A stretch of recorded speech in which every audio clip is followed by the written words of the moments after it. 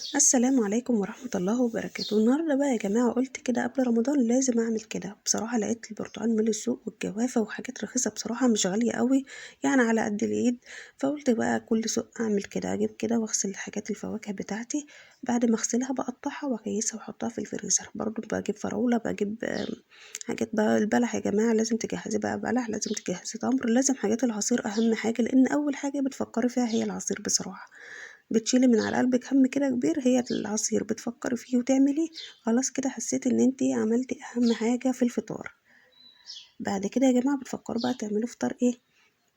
هنا غسلتهم وقشرت كده البرتقال. مش بحب يا جماعة اشيل القشرة البيضة كلها لانها كلها فيتامين سي وفيها فايدة كبيرة جدا. في ناس طبعا بتشيلها خالص خالص وده غلط، فانا بسيبها كده. بعد كده بعملها عصير يعني بتبقى جميلة تمام.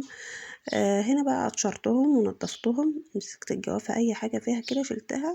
وبعد كده هقطعهم تقطيع عشوائي، اي حاجة نصاص كده، وبحطها في الفريزر طبعا تبقى جاهزة على العصير. الطريقة دي سهلة جدا طبعا وتخزينه سهل جدا. يلا اعملوا زيي وان شاء الله استنونا في فيديوهات كتيرة جدا. باي باي.